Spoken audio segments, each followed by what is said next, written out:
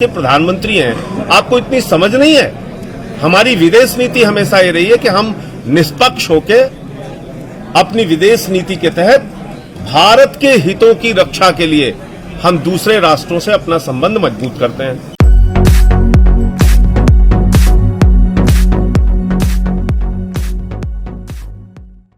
हम देख रहे हैं कि जो कल एग्जिट पोल के नतीजे आए हैं उसमें बहुत साफ संकेत मिल रहा है कि नफरत फैलाने वाली ताकतों का बिहार से खात्मा होने जा रहा है और जो लोग सांप्रदायिकता की राजनीति करते हैं, हिंदू मुसलमान की राजनीति करते हैं, उनसे अब सवाल पूछा जाएगा कि कितने लोगों को आपने रोजगार दिया, कितने लोगों को आपने व्यापार दिया, कितने लोगों को आपने नौकरियां दी, कितने आपने सड़कें बनाई, कितना आपने शिक्षा में काम किया, कितना आपने स्वास्थ्य में काम किया।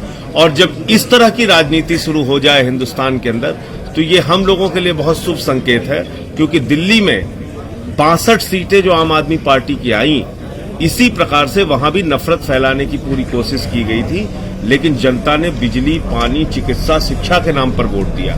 उत्तर प्रदेश में भी जो आज हालात हैं आदित्यनाथ की सरकार में, ना तो लोगों को ठीक से शिक्षा मिलती है, बच्चों को मिड डे मील में नमक रोटी खाने को मिल रही है, अस्पतालों की हालत ऐसी हो जाती है कि बारिश के दिनों में वहां स्विमिंग पूल बन जाता है। कोरोना के कार्यकाल में हमने देखा कि यहां पे कोरोना के नाम पे घोटाला हुआ। ऑक्सीमीटर, थर्मोमीटर की खरीद में 800 मीटर का ऑक्सीमीटर 5000 में खरीदा जाता है, 1600 का थर्मोमीटर 13000 में खरीदा जाता है। 800% कमीशन प्रभु श्री राम ने कहा है इनसे खाने के लिए। राम का नाम लेके ये लोग शमशान में दलाली खा रहे हैं, भ्रष्टाचार कर रहे हैं, ये बहुत ही शर्म की बात है। किसानों गुंडा राज खत्म करने की बात कह के आए थे ये लोग। और क्या हो रहा है उत्तर प्रदेश में? मासूम बच्चियों के साथ बलात्कार, 8 साल, 10 साल, 12 साल की बच्चियों के साथ। दलाली के नाम पर किसानों को जेल में डाला जा रहा है। किसान क्या कोई गुंडे हैं? क्या कोई माफिया है? क्या कोई मवाली है? किसी के घर में उन्होंने चोरी की है क्या?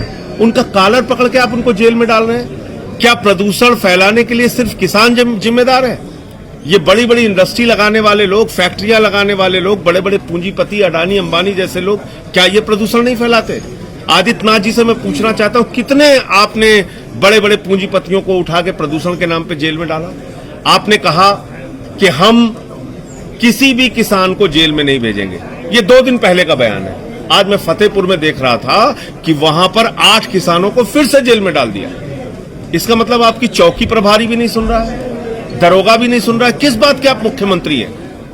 आपके कहने के बावजूद किसानों को पकड़ के जेल में डाला जा रहा है, उन पे मुकदमे किए जा रहे हैं, उन पे फाइन किया जा रहा है। ना आप उनको स्वामीनाथन आयोग की रिपोर्ट को लागू करके उनको उपज का दाम देते हो, ना उनको आप अनाज की एमएसपी देते हो, ना उनको गन्ने का दाम देते हो। उनका 7000 का ट्यूबवेल का जो बिल था उसको आपने बढ़ा के 25,000 24,000 कर दिया।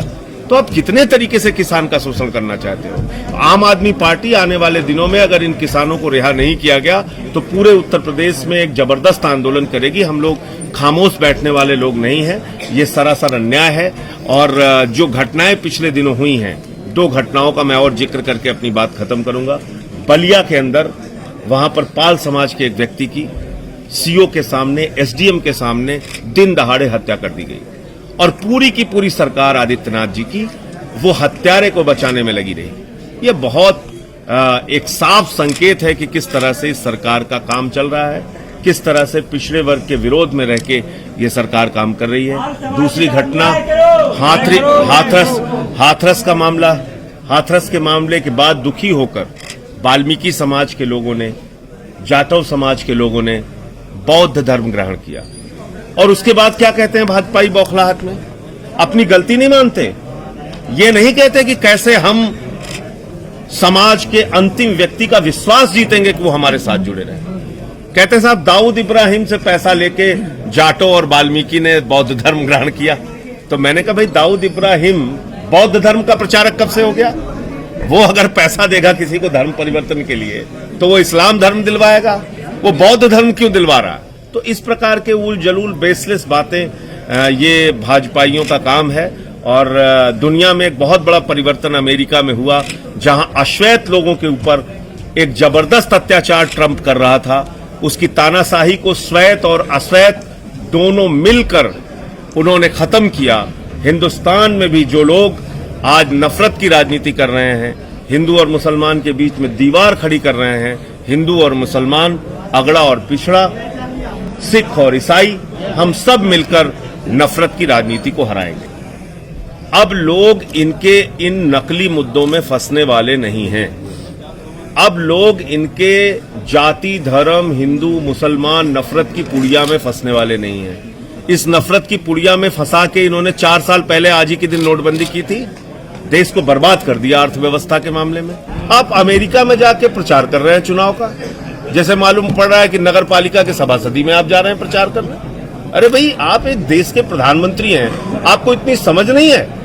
हमारी विदेश नीति हमेशा ये रही है कि हम निष्पक्ष होके अपनी विदेश नीति के तहत भारत के हितों की रक्षा के लिए हम दूसरे राष्ट्रों से अपना संबंध मजबूत करते हैं। आप जाके वहां पे प्रचार करके आ रहे हो चुनाव का, अब की बार ट्रंप सरकार कह रहे हो।